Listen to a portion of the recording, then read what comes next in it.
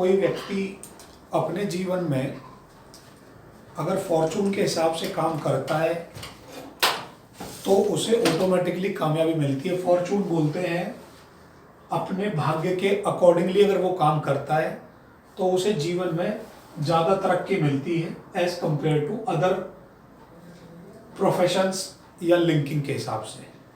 आप जीवन में कोई भी कार्य करना चाहते हैं, आपको पहले क्या फाइंड आउट करना होगा? पहले फाइंड आउट 3 पॉइंट हैं। पहला पॉइंट है आपको फॉर्चून राशि पता होना चाहिए। फॉर्चूना राशि पता होना चाहिए। उसके बाद आपको भाव पता होना चाहिए। आपका जो फॉर्चूना भाव है, मेन इंपॉर्टेंट है भाव, ठीक। और उसके बाद इंपॉर्टेंट है प्लेनेट। अगर आप अपने प्लेनेट और भाव के अकॉर्डिंग जीवन में जो फॉर्चून आएंगे, जो मैं अभी निकलवाऊंगा, अगर उनके अकॉर्डिंगली आप काम करते हैं तो आपको हमेशा इजीली और आगे से आगे काम में वृद्धि होना, कार्य में वृद्धि होना, ये ऑटोमेटिक मिलेगा। कार्य वृद्धि। तो सबसे पहले जो मैं निकलवा रहा हूं वो निकलवा रहा हूं आपसे फॉर्चून पॉइंट, और फॉर्चून पॉइंट निकलता है हमारा राशि और भाव को मिलाकर, ठीक। तो पहला जो स्टेप है, इस फॉर्चून निकालने के लिए भी 2 ऑप्शन अवेलेबल होते हैं, 2 ऑप्शन। एक ऑप्शन अवेलेबल है at night birth, at day birth, ठीक है। जिन लोगों का जन्म नाइट में होगा उनका फॉर्चून अलग तरीके से निकलेगा, जिनका फॉर्चून डे में होगा उनका फॉर्चून अलग तरीके से निकलेगा। दोपहर के 12 बजे से पहले डे पॉइंट हो जाएगा। जो डे और नाइट है वो आज के हमारे सॉफ्टवेयर के हिसाब से 00 से ही है। रात को जो हमारा चल रहा है, नाइट का मतलब हो गया सीधा सीधा सा सूर्य अस्त हो गया, नाइट होनी शुरू हो गई, शाम को इवनिंग नाइट हो गई, 8 बज रहे हैं, रात को 9 बज रहे हैं, 10 बज रहे हैं, और डे हो गया सूर्य उदय से सूर्य अस्त तक का टाइम, ठीक। अब एग्जाम्पल लेना जरूरी है, बिना एग्जाम्पल के समझ में नहीं आएगा आपको। कोई भी एग्जाम्पल हमने ले लिया और आप एक कुंडली, आप इसको लिख लें क्योंकि ये एक एग्जाम्पल से वो कुंडली बनाने में हेल्प मिलेगी। अभी ले लिया है मैंने, तुम अपना साथ साथ लेते हुए चलो, मैं बता दो, अपना अपना सब लोग निकालेंगे ना इस एग्जाम्पल के बाद। सबको मैं अपना अपना, आप अपना लगा लीजिए डेट ऑफ बर्थ, अपने अपने सॉफ्टवेयरों में अपनी अपनी डेट ऑफ बर्थ लगा लीजिए। पर पहले जो मैं करा रहा हूं उसको समझ लीजिए सब लोग, पहले सामने देखिए।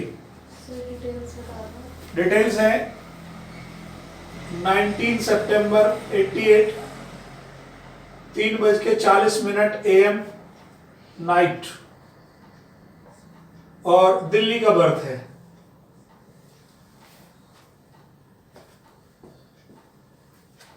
ठीक है। अब यहां पे क्या लिखा हुआ है? नाइट। नाइट बर्थ है तो नाइट का फॉर्मूला लगेगा, इसको याद कर लीजिए इस तरीके से।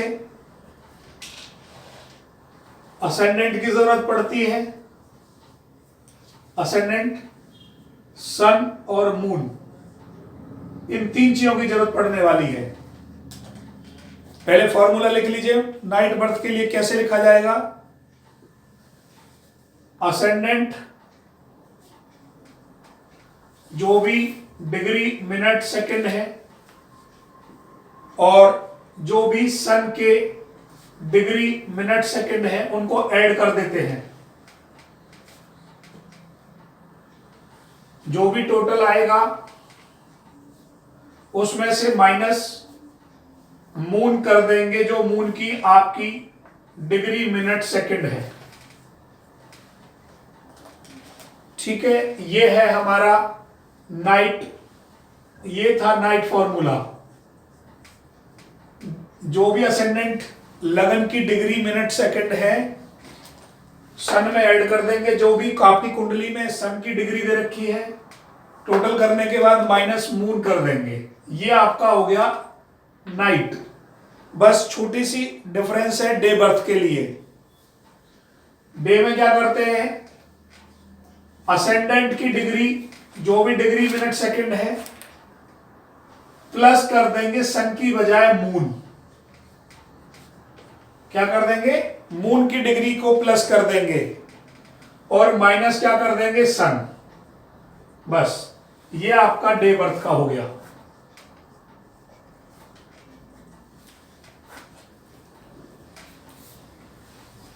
ये आपका क्या हो गया, डे बर्थ वाला। अब आपके सामने जो डेट ऑफ बर्थ ली है उसमें बर्थ है नाइट का।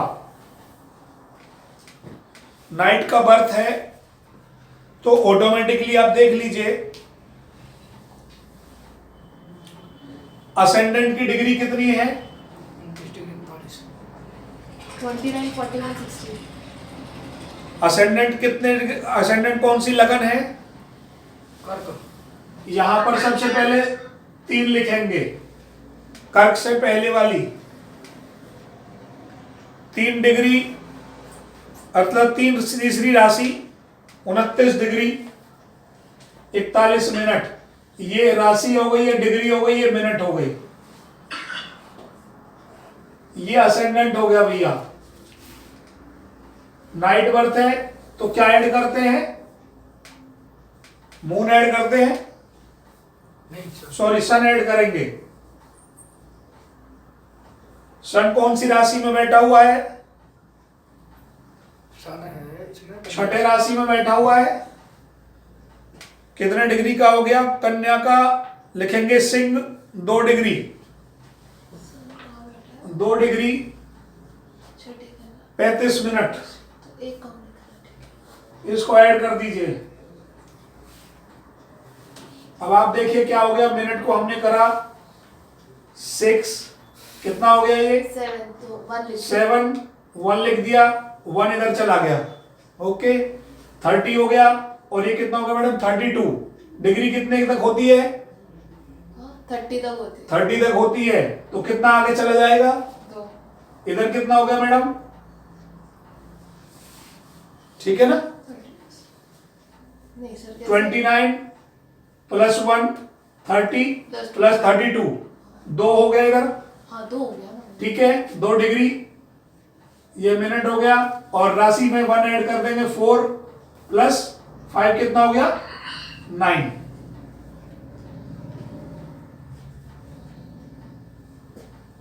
ये जो मिनट होती है 60 की होती है, डिग्री 30 की होती है, इसलिए आगे जा रहे हैं खिंच खिंच कर सब लोग। माइनस मून, मून कौन सी राशि में बैठा है, वृश्चिक राशि में, 7 माइनस कर दिया और कितने डिग्री का है, 29 57, 29 डिग्री 57। अब मिनट कितने की होती है, 16 में से 57 माइनस नहीं हो सकता, 60 ऐड कर दिया, 76 में से माइनस 57 कर दीजिए, कितना बचा 9 और 1, ठीक है मैडम 19 हो गया। ये माइनस कर दिया 19, ठीक है। यहां कितना बचा, 1 डिग्री। अब 1 डिग्री में से 29 माइनस नहीं हो सकता, तो इधर क्या आना पड़ेगा मैडम, 30। 30 कितना हो गया ये, 31। 31 में से 29 गई तो 1 बचा ना, क्यों 30 31 2 बचा मैडम।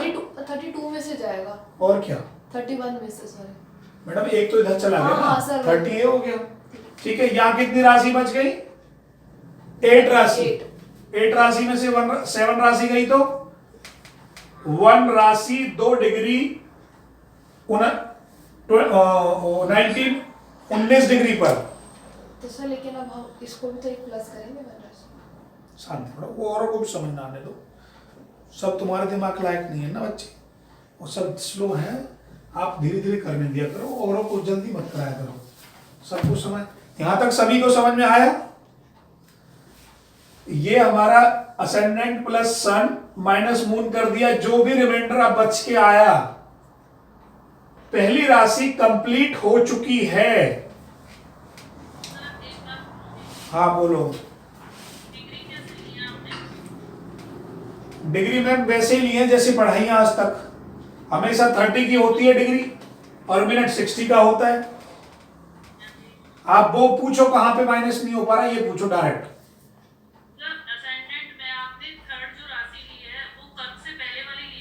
हमेशा लेंगे ही, और क्या, जो राशि बैठती है वो एक कम लिखी जाती है। जी सर, और जो सन की जो डिग्री लिया वो कैसे लिया? आप देखो सूर्य कितने डिग्री का बैठा है, ग्रह स्पष्ट में जाओ, सूर्य को बोलो। अरे यहां देखो ना स्क्रीन पे। हाँ स्क्रीन पे ही तो देख रही हूँ सर, कन्या। हाँ तो क्या लिखा है मैंने? ठीक है 5 2 35। ठीक है, ठीक है सर, ठीक है। अब हेलो नमस्ते सर जी। हाँ नमस्ते मैडम। सर ये बताइए, अगर हमारा सन ही असेंडेंट है तो मैं क्या करूंगी?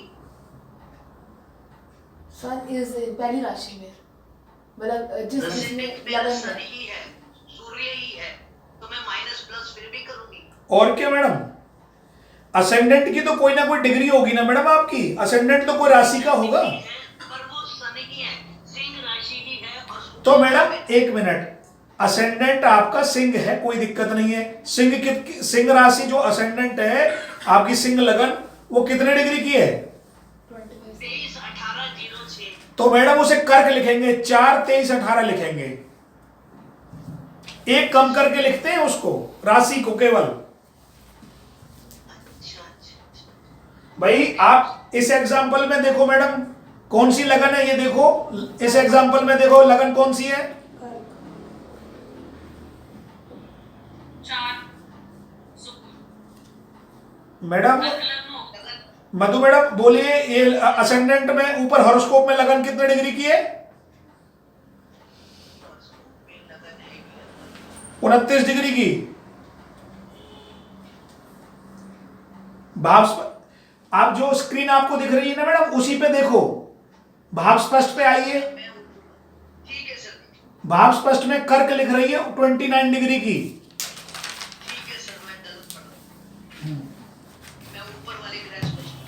ठीक है सर। अब आप देखिए, जो आपकी रिमाइंडर राशि आई, वो राशि एक कंप्लीट होकर 2 डिग्री आगे जा चुकी है। तो अब बड़े ध्यान से सुनना मैं क्या कह रहा हूं, यहां से समझना। आपकी जो फॉर्चूनर राशि आई, इधर देखो सभी लोग, फॉर्चून जो राशि आई है वो वृषभ राशि आई है। क्यों आई वृषभ? एक राशि कंप्लीट हो चुकी है, अगली राशि आई वृषभ। आपकी जो फॉर्चून राशि आई वो वृषभ आई। अब आपकी जो लगन कुंडली होती है, उस कुंडली में वो राशि कहां पर है?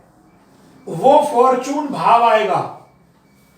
कौन से लगन की कुंडली है ये? कर्क लगन की। 11वां भाव। ये वृषभ राशि कौन से भाव में आती है? 11वें भाव में। तो फॉर्चून भाव कौन सा है आपका? फॉर्चून भाव है 11वां। और मैं बोलूंगा फॉर्चूना राशि कौन सी हो गई? वृषभ। अब यहां बहुत बड़ा नोट करें, NOTE लिखें, स्पेशल नोट।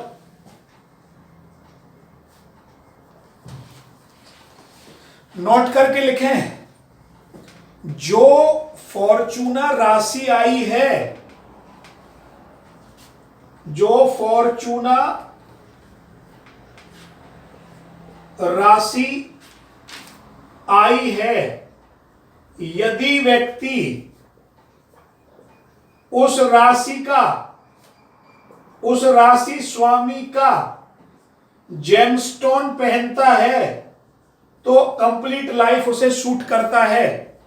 जेमस्टोन की एज देखकर का मतलब है एक जेमस्टोन की जितनी एज होगी उतने टाइम उसे वो सूट करेगा।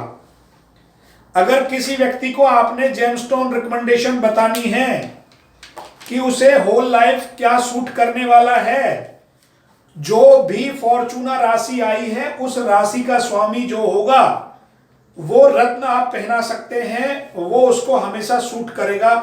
पहला सिद्धांत है ये।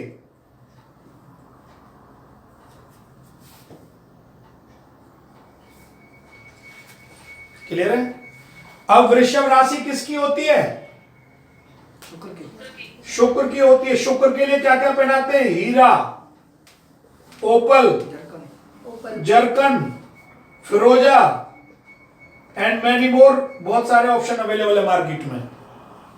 अगर सूर्य होता तो क्या पहनाएंगे? रूबी, मानिक, तमड़ा, लाल तमड़ा। अगर मंगल होता तो क्या पहनाएंगे? मूंगा। यदि मरकरी होता तो क्या पहनाएंगे? पन्ना।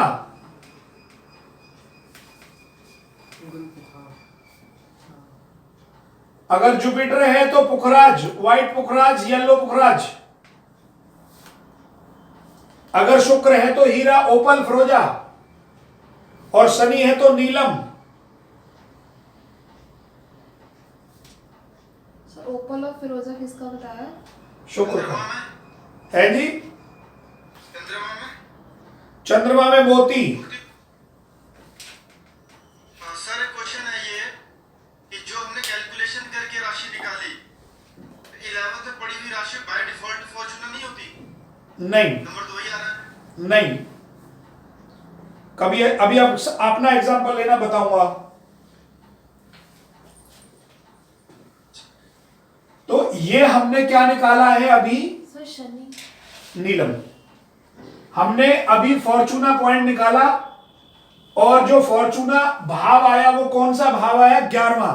यदि व्यक्ति को धन कमाना है, 11वां भाव किसका होता है? लाभ भाव। लाभ भाव, इच्छा पूर्ति। और बताइए, यदि व्यक्ति को धन कमाना है तो अपने से बड़ों का सम्मान, अपने बड़े भाई का सम्मान, अपने पिता तुल्य सम्मान, वो हमेशा अपने से ग्रुप एज में जो सीनियर होंगे उन्हीं से धन कमाएगा। 11वें भाव से रिलेटेड आप यहां देख सकते हैं, रेफरेंस में जाकर, सिग्निफिकेशन में जाकर, कस्प में जाकर यहां पर 11 चूज करें और यहां पर आप वेबसाइट डाल दें बिजनेस। ये इन चीजों से आसानी से पैसा कमा सकता है। अभी आपने फॉर्चूना पॉइंट अर्थात भाव निकाला, अब आपको मैं प्लेनेट निकालना सिखाऊंगा। अब अपने अपने सॉफ्टवेयर को ओपन करें, अपनी अपनी डेट ऑफ बर्थ डाल के सभी लोग अपनी खुद की डेट ऑफ बर्थ डाल दें और देखिए, जो मैंने ये एग्जाम्पल निकलवाया था आपको निकालने की जरूरत नहीं है। देखो, गुरु के बराबर 11वें भाव में एक वर्ड लिख रहा है। क्या लिख रहा है ये? गुरु के बराबर में क्या लिख रहा है? फॉर्चूना। ये फॉर्चूना लिखा हुआ है। ठीक है, ये ऑलरेडी निकला हुआ है। सर फिर कहीं कहीं एन ने भी लिखा होता है।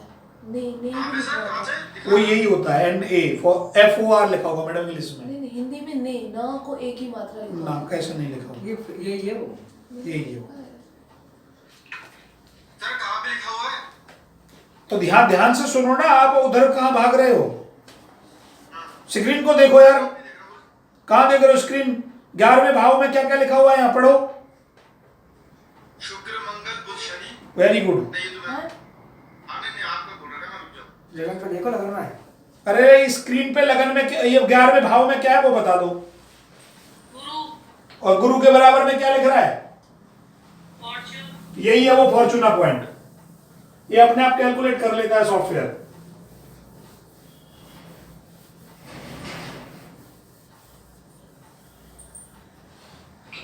अब आपको अपना अपना निकालना है, अपना अपना भाव निकाल के रख लीजिए। आपका कौन सा भाव फॉर्चून आया? जैसे इस कुंडली में 11वां भाव फॉर्चून आया, अभी आपने भाव निकाला है।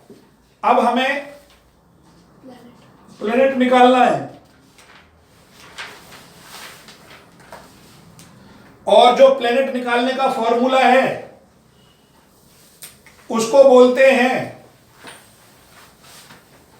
काल पुरुष के अकॉर्डिंग। काल पुरुष के अनुसार फॉर्चूना ग्रह निकालना।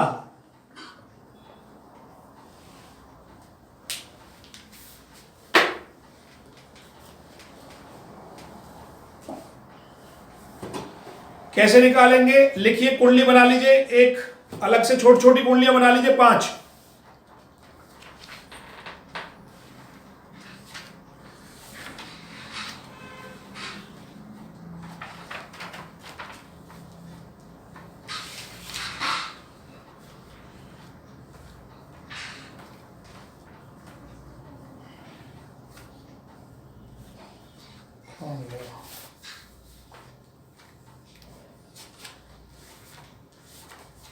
बनाने सर रुक जाइए, हम तो निकाल रहे हैं। आ गया।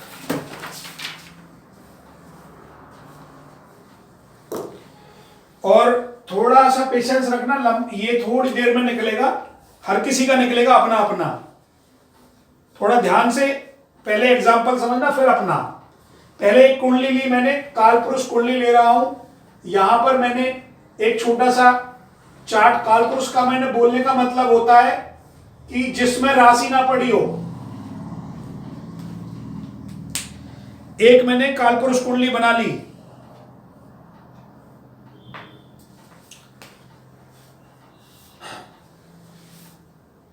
ये मेरी स्टेप नंबर 1 है, स्टेप नंबर 1। ठीक है, अब आपको क्या लिखना है? देखो, सूर्य कौन सी राशि में उच्च का होता है? ठीक है। Very good. सुनो मैं, मेष फर्स्ट, गुरु कौन सी राशि में उच्च का होता है? कर्क में। थर्ड, 4 में शनि और मंगल। देखो ध्यान से, ये 4 प्लेनेट हैं। सूर्य पहले भाव में हमेशा, अर्थात पहले भाव, सूर्य पहली राशि में उच्च का होता है। अगर किसी का सूर्य यहां बैठा है, लगन कुंडली में किसी का सूर्य अगर यहां बैठा है, तो उसका समझ लीजिए सूर्य फॉर्चूना ग्रह हो गया। अब यहां राशि की कोई बात नहीं है। अगर सूर्य पहले भाव में बैठा है तो उसका फर्स्ट अटेम्प्ट क्लियर। यदि गुरु कौन से भाव में उच्च का होता है बताओ? फोर्थ, चौथे भाव। अगर गुरु किसी का चौथे भाव में यहां पड़ा हुआ है तो उसका फॉर्चूना हो गया। शनि 7वें भाव में और मंगल 10वें में। अगर किसी के भी, अब अपना अपना देखते हुए चलना लगन कुंडली में, यहां इनमें किसी का पड़ा हुआ है स्टेप नंबर 1 में, नौ। मेरा कौन सी जगह? गुरु ऐसा फोर्थ में गुरु 4th, आपका 4th गुरु फॉर्चूना हो गया आपका। आप जिंदगी में चलित में बदल जाता है तभी मैडम देखेंगे। चलित को नहीं देखते हैं, केवल D1 चार्ट में फॉर्चूना देखा जाता है। ठीक है अब जिसका गुरु आ रहा है वो अपना नोट कर ले, जिसका जो भी आ रहा है, जिसका मिल गया हो अपना नोट कर लीजिए। कर लीजिए नोट। पहला स्टेप क्लियर। स्टेप नंबर 2, फिर एक कुंडली बनाइए छोटी सी।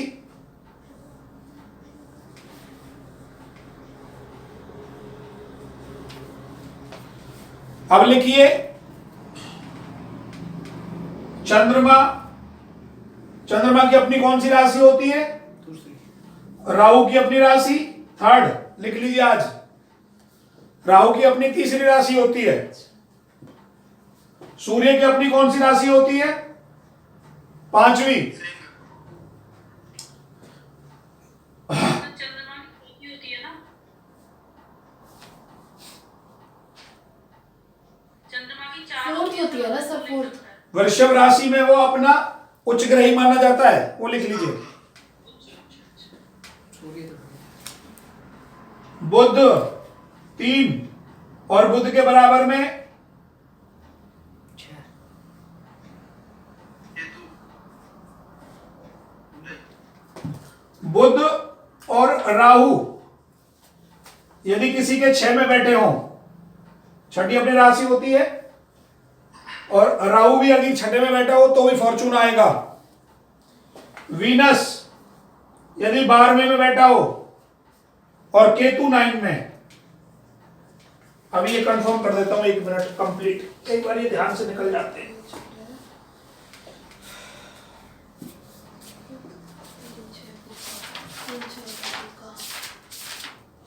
वीनस का 12वां क्या है सर? वीनस का 12वां वीनस 12 कैसे? 12वें भाव में उसका होता है वो।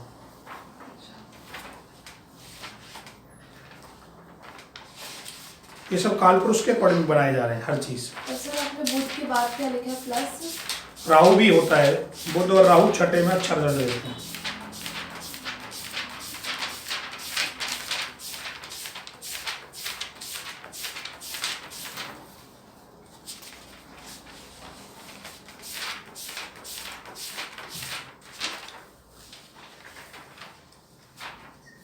सर 9 थे शायद, पढ़ी थी स्टार्टिंग में केतु को। इतने ही साथ। राहु दूसरे नंबर भाव में, सॉरी चंद्रमा अगर किसी का यहां पर बैठा है दूसरे में, तो वो उसका फॉर्चूना हो जाएगा। तीसरे में राहु बैठा है तो वो उसका फॉर्चूना हो गया। सूर्य 5वें में बैठा है, वो उसका फॉर्चूना हो गया। बुध छठे में बैठा है, वो उसका फॉर्चूना हो गया। और अगर राहु भी छठे में बैठा है, वो भी उसका फॉर्चूना है। और शुक्र 5वें में, वीनस 12वें में, 9वें में केतु। और 9वें में केतु। अगर ये प्लेनेट यहां पर एज इट इज किसी के भी एक भी बैठा है स्टेप नंबर 2 में, वो उसका फॉर्चूना प्लेनेट हो गया।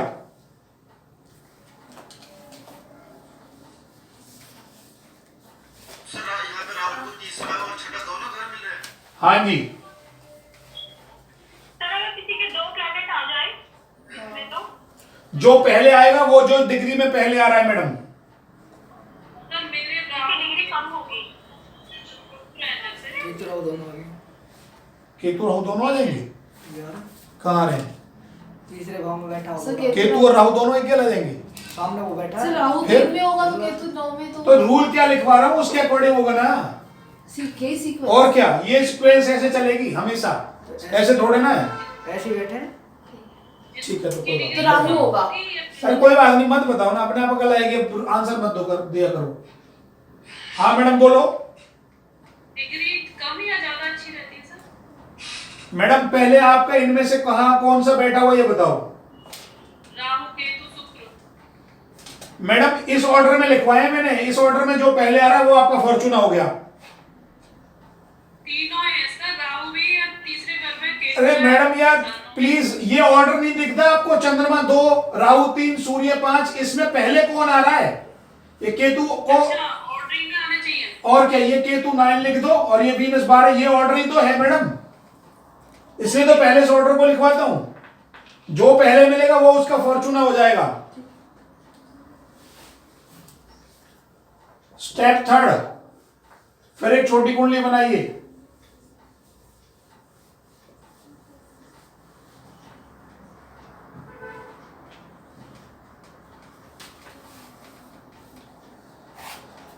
अब देखिए, सबसे पहले मंगल की कौन कौन सी राशियां होती हैं? 2 8। एक 8 1 8। यदि मंगल पहले में पड़ा हो, 8वें में पड़ा हो, वो उसका फॉर्चूना हो जाएगा। शुक्र की कौन कौन सी होती है? 2 7। अगर वीनस यहां पर है और यहां पर है तो उसका फॉर्चूना ही 2 7 वाला हो जाएगा। और ऐसे ही सेम 84 वाले लिख डालिए सारे, और ऑर्डर से चलना है सीरियल वाइज। 3 6। अगर किसी का बुध यहां पर है और यहां पर भी है तो उसको फॉर्चूना मिल जाएगा, बुध हो जाएगा। चंद्रमा अगर किसी का 4 में है तो फॉर्चूना, सूर्य 5 में है तो फॉर्चूना, गुरु 9 और 12 में किस कहीं भी है वो उसका फॉर्चूना, शनि 10 और 11 में है तो वो उसका फॉर्चूना।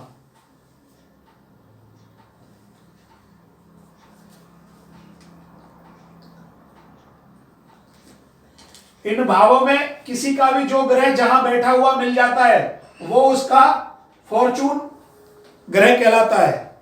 Last step number 4। मेरा सर इस कुछ नहीं हुआ। ले तो लिए भैया राहु के तो सेकंड स्टेप में। Okay sir. 4th, फिर दोबारा एक छोटी कुंडली बनाएंगे और अब ऑर्डर को ध्यान रखना है हमेशा। अब ऑर्डर क्या है इस 4th कुंडली के लिए? पहले भाग्य 9th हाउस में यदि कोई प्लेनेट पड़ा है, 9th हाउस में कोई प्लेनेट पड़ा है, पहले नंबर पे आएगा 9th हाउस, दूसरे नंबर पर आएगा पराक्रम 3rd हाउस,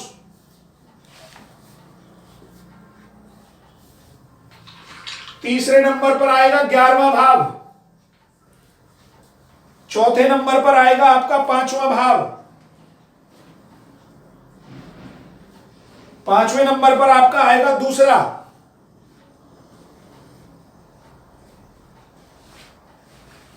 नेक्स्ट आएगा 5वां हो गया, 5वें के बाद दूसरा हो गया, फिर छठा और छठे के बाद 12वां और लास्ट है आपका 8वां। यही ऑर्डर लगाना है हमेशा। सर एक बार दोबारा बोलो। 5 के बाद दूसरा, दूसरे के बाद पहला 9वां, दूसरा तीसरा, तीसरा 11वां, चौथा 5वां, 5वां दूसरा, छठा छठा, 7वां 12वां, 8वां 8वां। इन भावों में इस ऑर्डर वाइज जो प्लेनेट आपको आपकी कुंडली में मिलेगा वो फॉर्चूना होगा। इन 4 स्टेपों में सबके फॉर्चूना निकल जाएंगे, इसमें 2 हुए। किसी का नहीं बचेगा। इसमें 2 हुए तो मैडम ये पहले आ रहा है उसको, बस खत्म। नहीं सर, मेरा इसी में जाके अटक रहा है और 9वें भाव में मेरे गुरु। तो पहले किस में आ रहा है? सर 9वें भाव में आ रहे हैं ना। 9वें भाव में आ रहा है आपका। 9वें भाव में दोनों आ रहे हैं, गुरु और राहु। 9वें भाव में जो बैठा हुआ प्लेनेट है, हाँ जी। ठीक है, वो आपका फॉर्चूना हो गया। अब दोनों में ये देख लो पहले कौन आया, अच्छा किसकी डिग्री का? किसकी डिग्री पहले एंटर कर रही है। ठीक है। पहले आने का मतलब क्या होता है पता है ना? हाँ सर, जिसकी डिग्री बस। ज्यादा होगी वो होगा ना, वो पहले आया होगा। यस। अब आप इस कुंडली जो आपके स्क्रीन पे लगी हुई इसका फॉर्चूना प्लेनेट निकाल के बताइए क्या होगा। जो स्क्रीन पे लगी हुई कुंडली है इसका फॉर्चूना प्लेनेट।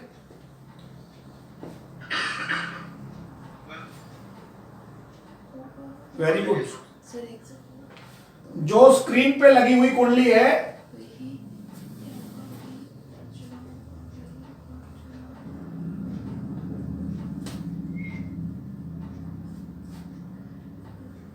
बुध होना चाहिए, बुध। इसका सर बुध छठी राशि में आ गया, तीसरे कौन से स्टेप नंबर से निकाला ये बताओ। चौथा नंबर। गलत, ये स्टेप लिखे मैंने, 3 4 ही तो स्टेप लगाए। तीसरे टर्म में ये राशि वाले में जिसको आप इन राशि में बैठे बताइए सभी लोग। राशि एक मिनट। सर गुरु तो इसमें दिखाई रहा है, फॉर्च्यूनर है। सर बुध अपनी राशि में बैठे ना। मैडम आप बिल्कुल अलग रास्ते पे क्यों जाते हो? आप मुझे बताइए गुरु कैसे आएगा, आप बताइए। चलो अगर गुरु आ जाएगा तो 500 रुपये आपको इनाम। सर इसमें फॉर्च्यूनर दिखा तो रहा है। यार इतनी देर से मैं कहता हूँ राम जी सीता को लेकर भाग गए, आप रावण के पीछे लगे हुए हो। चलो ठीक है, आपको केवल मैडम मैं फॉर्चूना ग्रह निकलवा रहा हूं, फॉर्चूना राशि पहले निकलवा चुका हूं। ओके। ये ग्रह के लिए फॉर्मूले लिखवाए हैं, मैं पागल थोड़ी ना हूं। मैं तो 1 मिनट में बता देता कि सॉफ्टवेयर में आ चुका है, वहां से पढ़ लो 11वें भाव में आपको फॉर्चूना है, और कह देता फॉर्चूना राशि जो ग्रह बैठा है वही आपका हो गया। ये भी बोल सकता था, सही कह रहे हो आप। सर बुध आया तीसरे स्टेप से। यानी काल पुरुष के अनुसार गुरु भी आ जाएगा बोलते हैं, क्योंकि गुरु उसका कारक होता है बराबर कैसे आ जाएगा बताओ? कर्म भाव का। वो भाग्य ग्रह हो गया, हाँ। भाग्य ग्रह भी यहाँ शुक्र बनेगा, गुरु तो बैठा हुआ है। भाग्य ग्रह मतलब या तो बुध आया है। बुध आया, बिल्कुल। जिन दिन का बुध है इस कुंडली में आंसर वो सही है। बुद्ध है जी। बोलते हैं सर। बुद्ध तो सही है। अब ये देखो, आपने तीनों चीज निकाल दी हैं। पहले आपने एक व्यक्ति का फॉर्चूना प्लेस निकाला था, भाग्य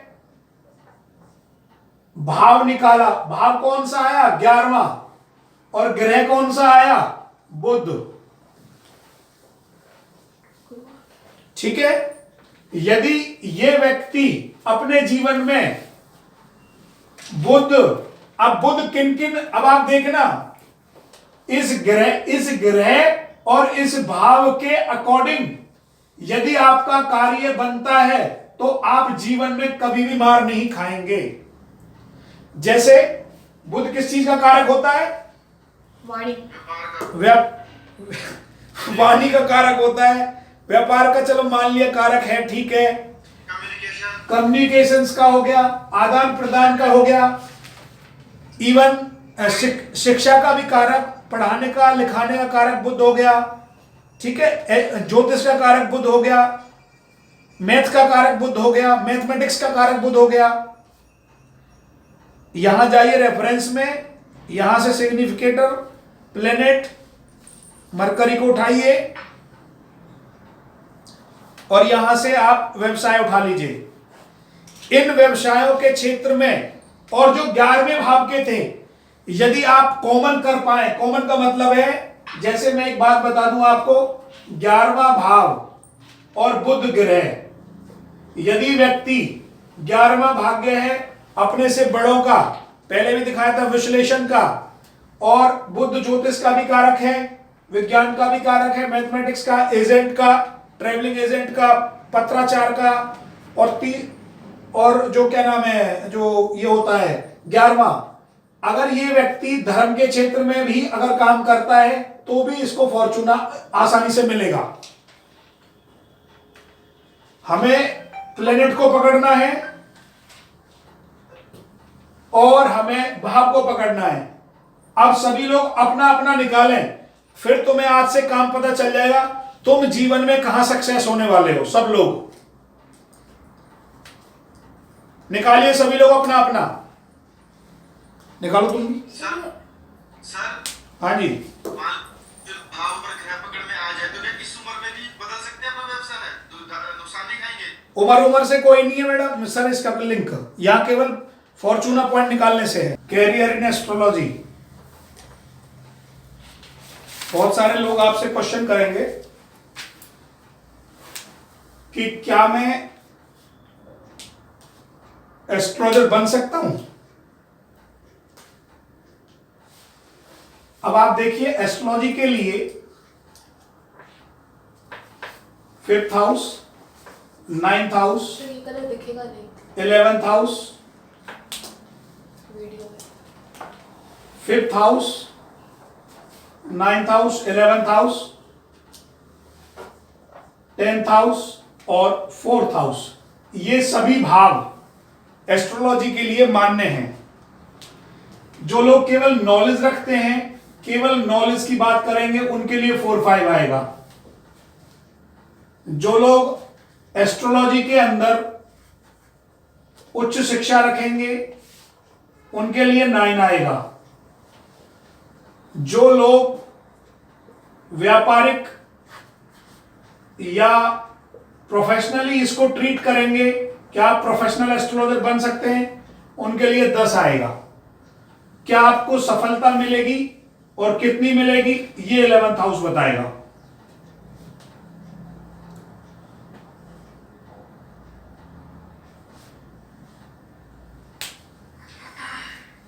बैंकर, अब रूल लिखिए, 10 का लिख तो दिया, प्रोफेशनल व्यक्ति, व्यापारिक, व्यापार के प्राइम रूप में। प्राइम प्राइम कस्टमर किसके ऐसा लाइन के सभी की प्राइम है ये, अभी क्वेश्चन के अकॉर्डिंग प्राइम छड़ जाएगा अपना। अब देखिए रूल, 9th कस्प सबलॉर्ड यदि जुपिटर मरकरी और शनि हो, मेन है जुपिटर और मरकरी का होना। यदि 9th हाउस का सबलॉर्ड और नक्षत्र लॉर्ड जुपिटर या मरकरी हो, बहुत जगह आजकल शनि को भी इन्वॉल्व कर लिया है, शनि को भी ज्योतिष का कारक माना जाता है। इन दोनों पोजीशन पर कहीं भी एक जगह जुपिटर मरकरी शनि में से कोई भी एक आ जाए और किसको सिग्निफाई करे, 4 9 11 और लिख देना 12।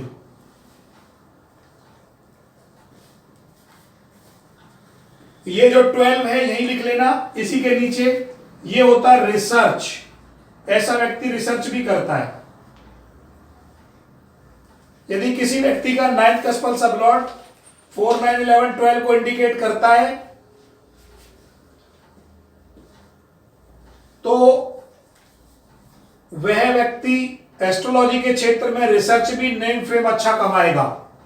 यह हुआ केवल नेम फेम वाली बात कि एक एस्ट्रोलॉजर है, उसको अच्छी नॉलेज है, वो उच्च शिक्षा ले सकता है, इस क्षेत्र में आगे बढ़ सकता है।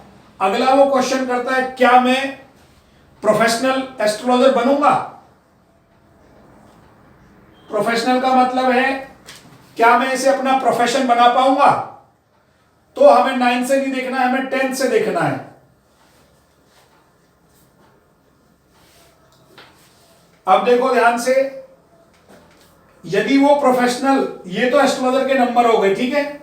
अब वो क्या कह रहा है, वो कह रहा है कि मैं प्रोफेशनल एस्ट्रोलॉजर बनूंगा तो 10th कस्पल सबलॉर्ड और नक्षत्र लॉर्ड किसको सिग्निफाई कर दे, 2 5 9 11।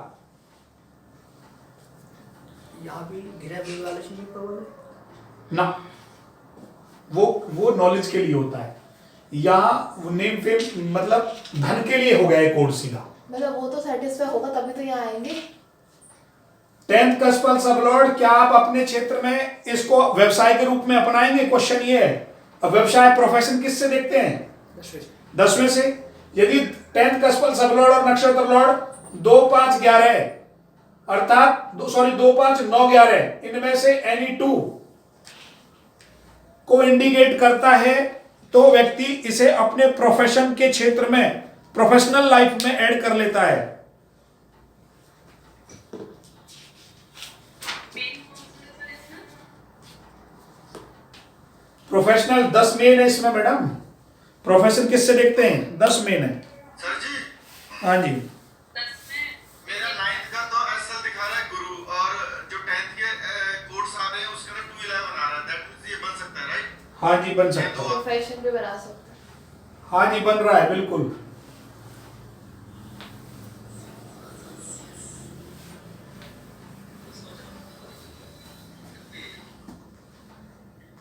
अब इसमें बहुत सिंपल सा एक छोटा सा टॉपिक और है।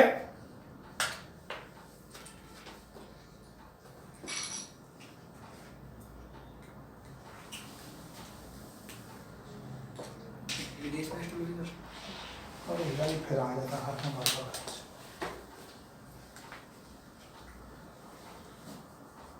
9th जो कस्प है ये हमारा लंबी दूरी का भी है, लंबी दूरी का, और किसका है? धार्मिक यात्राओं का, धर्म की यात्राओं का भी है।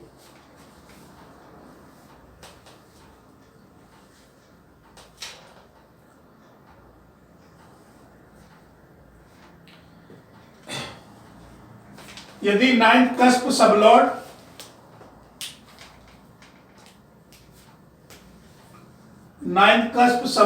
और नक्षत्र लॉर्ड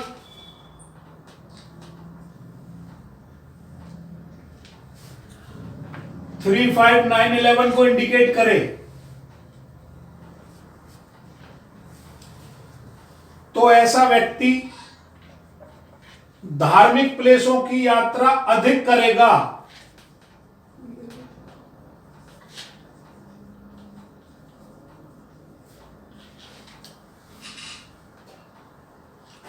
और यदि यहां पर 8 भी आ जाए इसमें,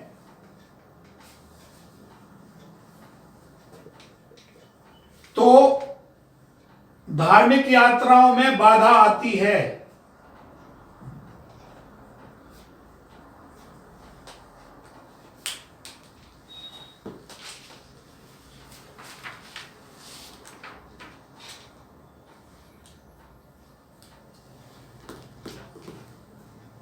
सर धार्मिक यात्रा में बाधा का मतलब क्या, जा नहीं पाएगा, प्लान कैंसिल हो जाएगा या रास्ते में कुछ दिक्कत होगी? नहीं, अगर चला गया तो वहां पे इजीली एडजस्ट नहीं हो पाएगा, चाहे मौसम के अनुसार हो, चाहे वहां किसी भी दिक्कत में रहे। और अगर प्लान बनाता है तो बार बार ड्रॉप होंगे उसके। जी सर। सर इसको दशा वाला से कुछ नहीं देख सकते, जैसे मैं देख लो, जाऊंगा जब- या नहीं जाऊंगा, कब जाऊंगा। हाँ तो खूब देख लो, जहां तुम्हारी दशा, तुम्हें 3 छोटी 5 जर्नी, 5 धार्मिक, 5 का मतलब हो गया हमें कई बार क्या होता है 5th हाउस को क्यों इन्वॉल्व करा जाता है, 5 और 9 जो होता है ना, ये सारा जो गेम है ये धर्म के क्षेत्र के लिए माने जाते हैं, ठीक है ना। 5 और 9 मुख्य से। और त्रिकोण में एक दूसरी भाषा में, भारतीय ज्योतिष में शास्त्र में लिखा है कि यदि त्रिकोण जैसे 5 9 या दोनों आते हैं, तो अगर व्यक्ति के त्रिकोण ज्यादा प्रबल हों, त्रिकोण का मतलब क्या होता है 1 5 9, अगर ये किसी के ज्यादा प्रबल हैं तो ऐसा व्यक्ति सात्विक धार्मिक धर्म को बढ़ाने वाला होता है। अगर किसी व्यक्ति के 2 6 10 11 ज्यादा प्रबल हो तो ऐसा व्यक्ति व्यवसायीकरण ज्यादा करता है, व्यवसाय के हमेशा धन खींचने में लगा रहता है। आप देख सकते हैं सामने वाले का नेचर क्या है। अगर त्रिकोण अच्छा है तो धार्मिक है, अपने धर्म की बात को आगे बढ़ाएगा। अगर 2 6 ज्यादा 10 11 स्ट्रॉन्ग है तो हमेशा व्यवसाय की बात करेगा, हमेशा उसकी करेगा। और किसी का 3रा 7वां और वो 3 7 इन्हें लिख लियो, बेशक ऐसे लिखे जाते हैं। ये मैंने जब तुम्हें भारतीय ज्योतिष में से स्विच कराया था उस समय लिखवाए थे, त्रिकोण केंद्र मादक बाधक मोक्ष लाभ। तो वहां ये देख लेना जो काम का है, काम के कौन कौन से होते हैं 3 7 11। अगर किसी का ये ज्यादा प्रबल है तो ऐसा व्यक्ति हमेशा कहीं ना कहीं अपनी वासना की तरीके को ढूंढता रहेगा, नए नए तरीकों को। और किसी का 4 8 12 ज्यादा स्ट्रॉन्ग है, ये मैंने लिखवाए थे, अर्थ काम मोक्ष लाभ करा के कराए थे 4 8 12 मोक्ष।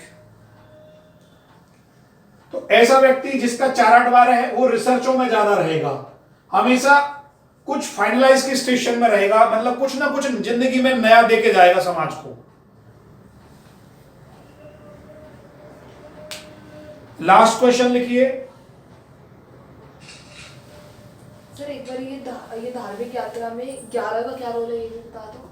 धार्मिक यात्रा में हमेशा आप ये देखना,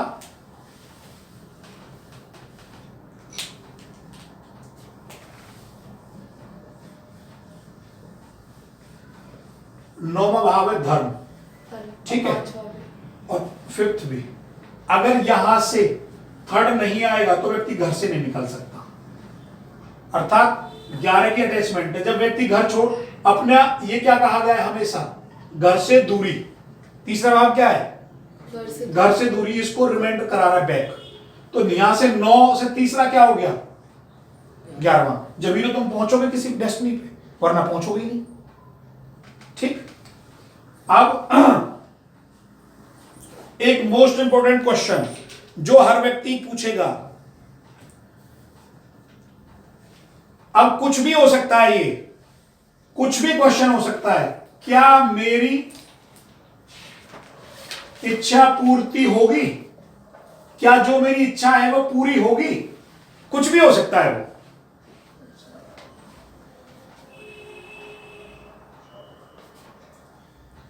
अब इच्छा पूर्ति, डिजायर ऑफ फुलफिलमेंट कौन से भाव से देखते हैं 11th हाउस।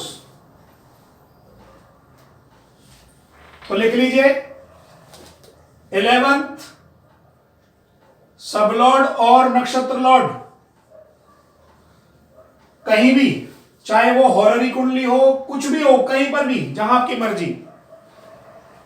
यदि 11th का सबलॉर्ड 6-11 का सिग्निफिकेटर हो तो इच्छा पूर्ति होती है, यस। और यदि हॉररी से देखेंगे तो शॉर्ट फॉर्मूला लगा दो, मून और मून का नक्षत्र, मून और मून का नक्षत्र यदि कहां बैठा होगा, 6-11 में बैठा होगा, तो भी आपकी बात हमेशा जो आपने सोची है वो पूरी होगी।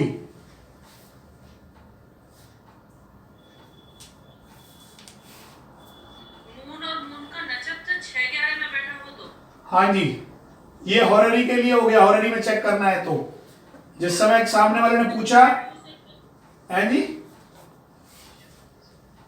कुंडली में बैठा हो तो कुंडली से नहीं है, हॉररी का रूल है, मून और मून नक्षत्र जब भी बोलेंगे। सर अब 6-11 में से कोई एक आए तो ये दोनों का आना ये दोनों कंपलसरी है। दोनों कंपल्सरी। इन केस में 6 आ रहा हाँ, है। अरविंद जी